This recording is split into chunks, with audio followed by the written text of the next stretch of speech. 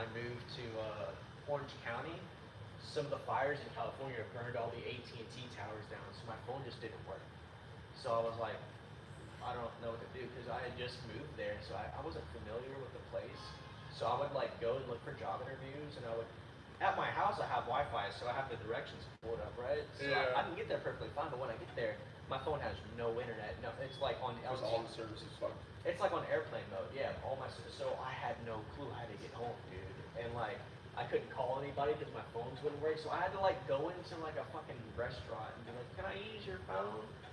And like call my mom to be like, "Hey, you have to come exactly where I'm at and bring me home because I'm fucking lost." What's up, brother? How you doing, boss? What can I help you with?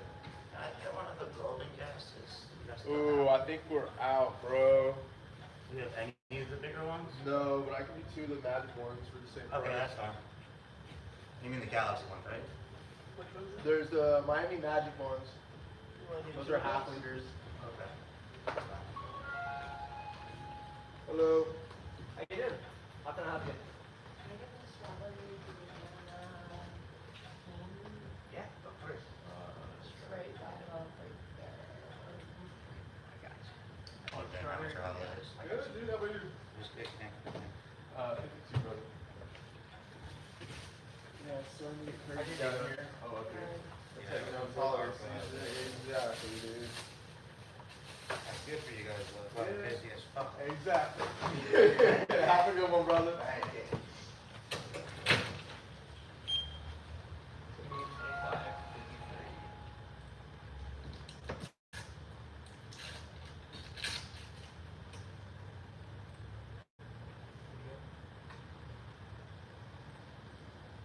And then just a signature right there.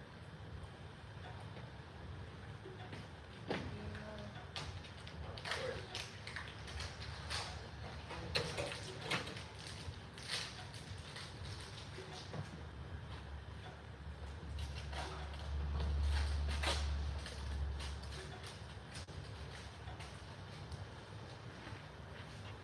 All right, have a good day.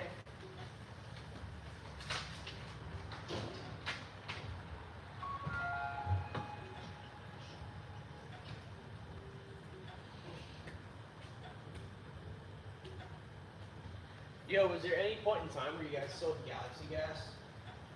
Nah, we always just knock off shit called cosmic gas.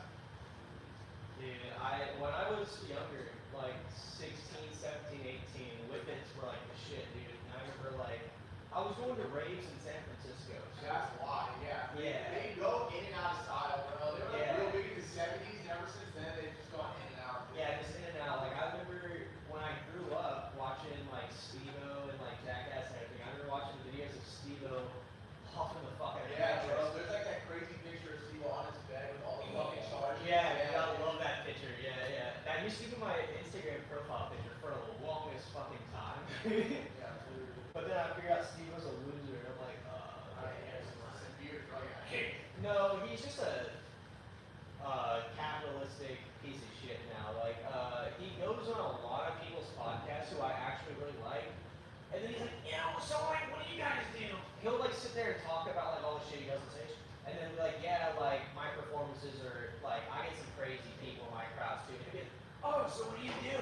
What do you? And it's like, how are you gonna go on someone's podcast and Now I not know what they do. now you do research? Like, dude, the only reason I mean, he's old as fuck. He probably just gets booked. His agent tells him where to go. And then he shows exactly, up. and they're like, hey, you can go and promote your special and promote your hot sauce and promote Whatever the your, fuck. your butt wipes and you can promote all this on their podcast. So this is what you need to do. And it's like, bro, do the bare minimum. Like at least like look at their rude, Wikipedia. bro. Like Like- look at their Wikipedia at least, Yeah. bro. But like, dude. Like, whenever he went on Matt and Shane's Secret Podcast, he went on Shane Gillis's podcast and had no clue who the fuck he was. Yeah. He's like, yeah, I bomb sometimes on stage. He's like, I bomb pretty hard, but I like it. And then Steve was like, oh, what do you do?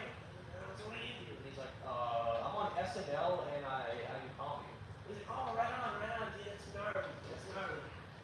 And it's like, bro, you shove hot sauce up your butt. Like, Yeah, I don't know, bro. I feel like he probably is actually very disconnected and like yeah, well, shows up for his podcast or whatever the fuck his agent says, but then he probably like turns off his phone and fucking I don't know. I don't know too much much about him like that, but like I've been watching him my entire life, and like in the past few years, He's it's, 60s, like, it's old. well, he's not that old. He's like 52, 53. Like he's not. He's so horrible. No, Knoxville is in his 60s. Knoxville is in his 60s now, but Knoxville was a good like 9, 10 years older than all of them, so that makes sense. Oh, we got homeboy coming in, our regular. Yep. How's he doing? See how this thing's gonna be. Got it. Very few things. No. What happened? I don't come back for. You guys? Nah, bro. Nothing. I need some real shit. My Yeah, boy on bro. until the New Year, bro. So Yeah, you on vacation or some shit? yeah, Nah, bro. I yeah. got my shit to the fucking dispensary. That's what I'm saying. I'm gonna walk over here, bro. I'm gonna try this shit out. I'll be back for my lunch. Alright, bro. Alright, man. How's it going? It's crazy. I can't tell if he's homeless or not. Nah, dude, you live in the same building he was. Oh, okay, never mind. My bad. How many floors that rent? I have no idea. But, Traffic, maybe? okay, I doubt it, 'cause he would have asked us for blood. Oh, yeah, you're right, yeah. It's the worst place to come up on some butt. Unless you're looking for a quick high or something. Exactly.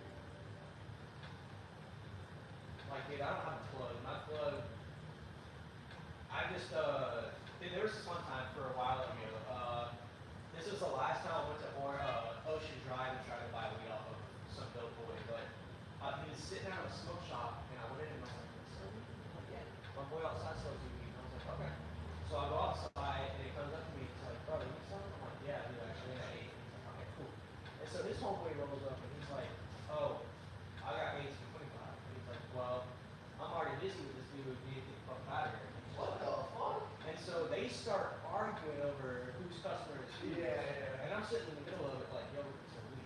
Yeah. And then they both draw their guns on each other. What? And I'm sitting there, and then the biggest dude out of the group, this big ass fat black dude, he's just like, "Hey, motherfucker, just take this for $20 and get the fuck out of here." And I was like, okay.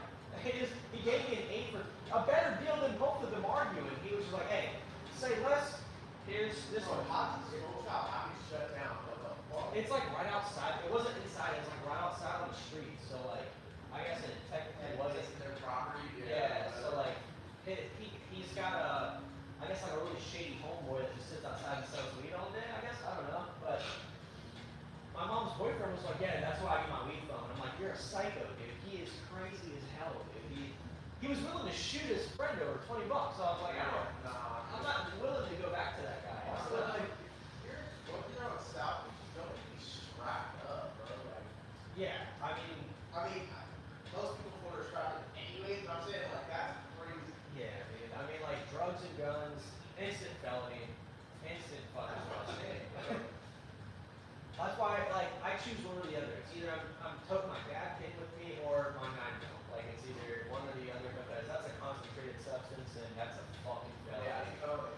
Yeah, dude, so I got to choose which one. Like, I just hit the motherfucker before I go outside.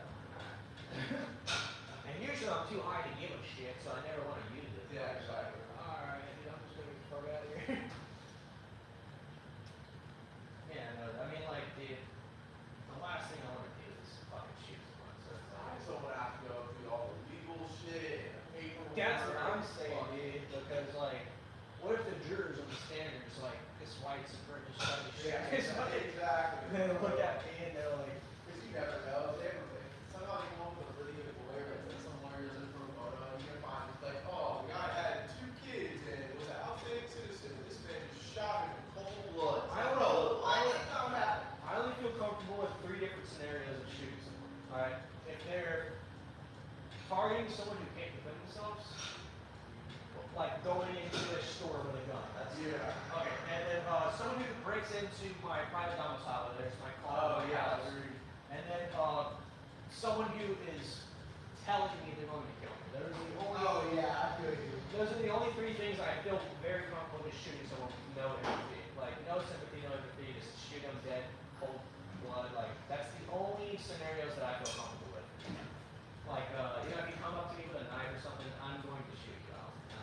Yeah, you have like a general, like an actual threat for your life. It definitely is more to the gun thing. If it's enough to give me, like, the fight or flight and the anxiety, like, I'm probably going to shoot you. I don't know, that's just how I am.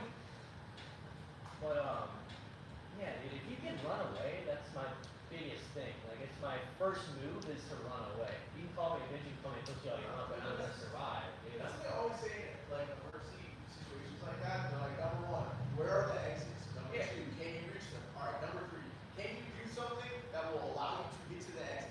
And then like if you check all of those things off, then it's like, all right, bro, branch your firearm and put it in the fucking face. You know what I'm saying? Exactly. If you can leave, then yeah, just leave. Yeah, get out of there. Yeah, you can call me a pussy all you want. I'm skedaddling, dude. I'm getting the fuck out of there. I've run away from a few people But see, here in Miami. that's why, like, when you said, unless it's my domicile, because, like, then I'm not running from my house, bro. Oh, yeah, I'm Like, standing my ground. Like, if you break into my car, Like, or okay, if I'm, yeah, if you're in public or on private property that is not yours, and you can leave the situation, leave the situation. yeah, absolutely. But, yeah, dude, if, like, if I was in my car and someone opened it, I'd shoot. Trying to get me out of my car or Yeah, rob me. that's crazy. What I thought was crazy was the fact that Axel was rolling around with no security. I know, that was wild, too. That is insane. It's like a fucking It'd be your own slingshot, bro. Like, so it's not It was even in a a closed high- vehicle and you have no security. That's so dumb. It was a BMW i8. No, but he's known for running on the hood in his slingshot with no security. Like, bro, crazy. He's just, well, bro, like majority of, Baton Rouge, what's that one place in, Fort Lauderdale called? Baton Rouge? Oh, but, Deerfield. his home. He lived in Deerfield Beach, and then he, like on the border of that city. Yeah, Boca. Yeah, so he lived in a really Yeah, good, Boca's nice. yeah, he lived in a really good place, and then he drove down to, Deerfield Beach to go to this motorcycle dealership. And that's only like 45 minutes away from us, like an hour away from us. And yeah, well, they followed him all the way from the Chase Bank. They saw him. There's goons that'll do that. They'll sit outside banks. They'll sit outside banks and they'll watch people come out with leather envelopes, you know? And they'll Well, walk. also, like, if you sit outside Chase Bank and, like, wait for some dude with a fucking Louis bag to go in and then come out, most likely he either has cash on him or he's getting cash. You know what I'm saying? Like, Yeah. I mean, what other reason is he going there? that's what I'm saying. Exactly. So it's like they can kidnap your ass and make you wire some money to their person, or they can Exactly. kidnap your ass and take the cash that you got, or just shoot you and kill you and take the cash that you got. And it's like, there's only like 3 different outcomes. None of them are gonna be in your It's favor. not like that, bro. And yeah, dude, it's fucking. That shit was sad, bro. That was the only celebrity death that I cried over. That was, and Chester Bennington from Linkin Park, dude. Those were the only two. When they said he committed suicide, I almost didn't believe people. I'm like, wait, what? Well, dude, he definitely committed suicide. Yeah, I'm upset. He had crazy mental health issues, but Look, I just saw this video last night, bro. This video kind of made me get chill bumps last night, but this is like a week before he killed himself.